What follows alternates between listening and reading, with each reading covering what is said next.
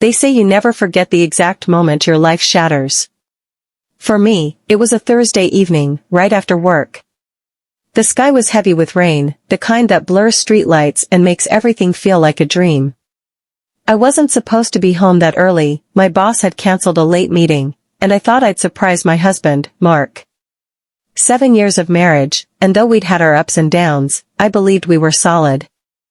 I walked into the house quietly, not because I was trying to sneak, but because I thought it would be fun to catch him off guard. I wanted to see that smile he used to give me when I walked through the door. But instead, I froze. The living room lights were on, voices floated from the kitchen. At first, I thought maybe Mark was on a work call, but then I heard laughter, soft, familiar laughter. A woman's voice. I moved closer, and what I saw nearly stopped my heart. Mark was leaning against the counter, his hand brushing against her hand. And that woman was Emily. My best friend. I wanted to believe I was wrong. That maybe it was a trick of the light, or I'd misunderstood. But then she looked at him the way a wife looks at her husband, like he was hers. My chest tightened. 1,000 memories rushed through me, girls' nights with Emily, her telling me she'd always have my back, Mark promising he'd never betray me. All of it twisted into something ugly in that moment. I stumbled backward, my bag slipping from my shoulder and hitting the floor with a dull thud. Their heads snapped toward me. "Sarah," Mark started, his face pale. Emily's eyes widened, guilt flashing across her expression.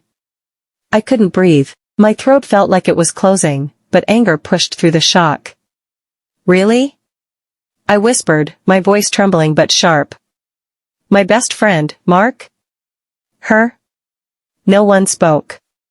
The silence felt like it stretched for hours. Finally, Emily reached for me. "Sarah, please, it's not what you think." But I couldn't listen. My world, everything I thought I knew, had cracked open. In that second, I realized nothing would ever be the same again. And deep down, I knew this was only the beginning. I couldn't sleep that night.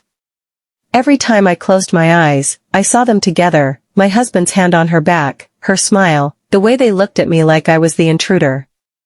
My chest tightened until it hurt.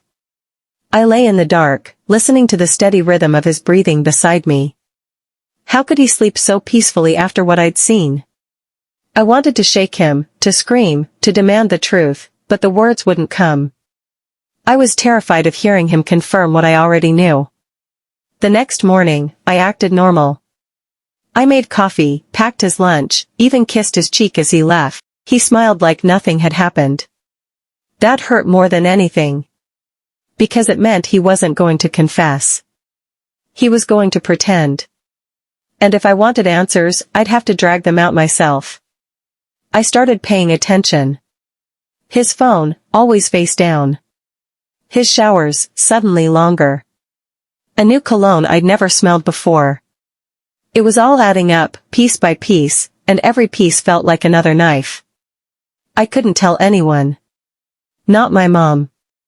Not my coworkers. And definitely not any of our friends, because she was my closest friend. Or at least, she used to be. I scrolled through old pictures of us, laughing, arms wrapped around each other. And now all I could think was, how long had this been going on behind my back? One afternoon, I decided to follow him. My hands were shaking on the steering wheel, my heart pounding so hard I thought it would burst. He wasn't going to work late. He wasn't going to the gym. I knew it. He pulled up to her house. My best friend's house. And when she opened the door, she was barefoot, her hair messy, wearing one of his t-shirts.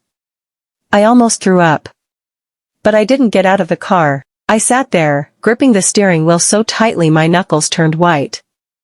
Tears blurred my vision, but I refused to blink. I needed to see how far he would go. And I saw enough.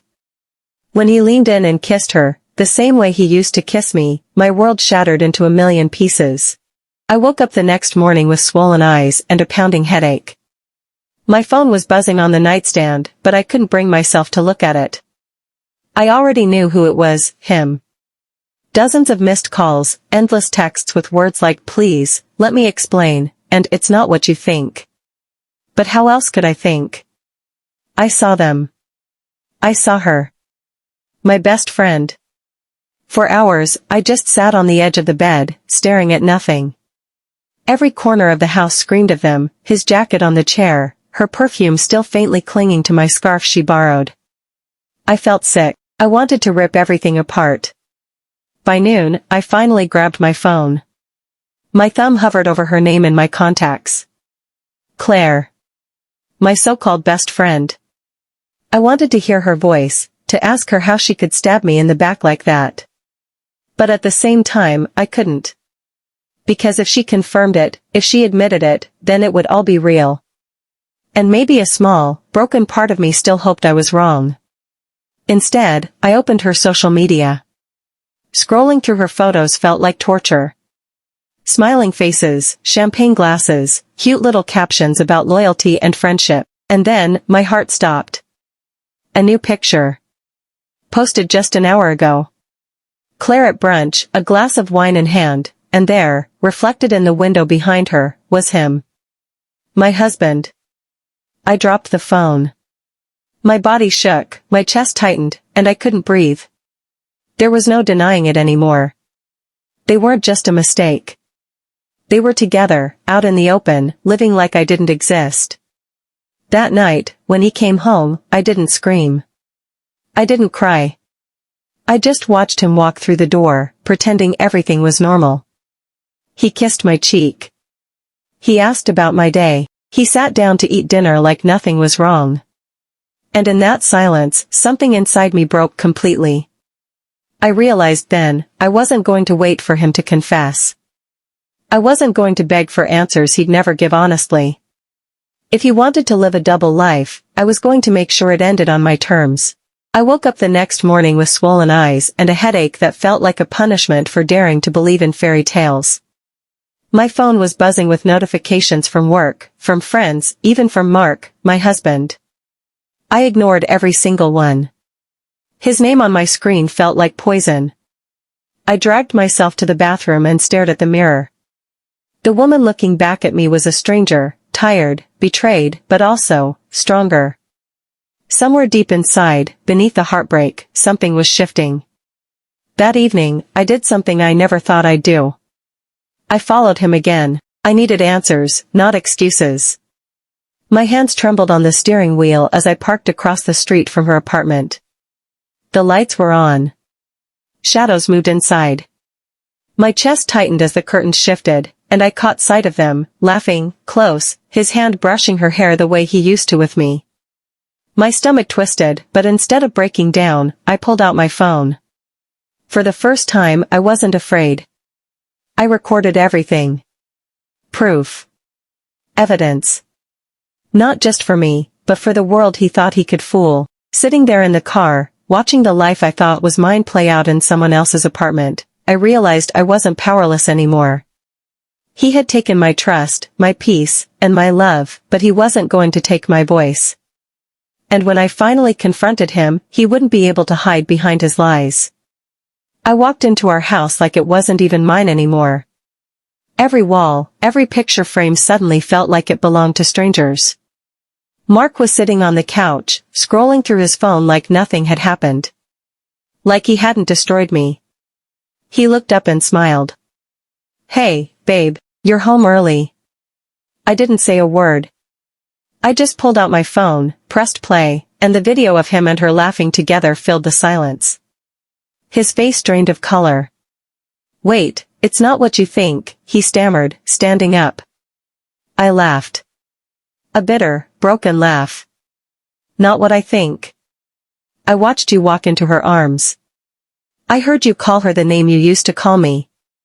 Do you really think I'm that blind?" He reached for me, but I stepped back. For the first time in years, I wasn't the weak one in this marriage. "You had a choice, Mark," I whispered. "And you chose her, so now I'm choosing me." I dropped my wedding ring on the table. The sound echoed through the room like a final verdict. His lips moved, but no words came out. I turned and walked out the door. My hands were shaking, but my steps were steady. For the first time in months, I felt free. The night air hit my face, and I realized something. Betrayal had broken me, yes, but it had also rebuilt me. I wasn't just leaving him. I was leaving the version of me that ever thought I wasn't enough. And that was the moment I finally chose myself.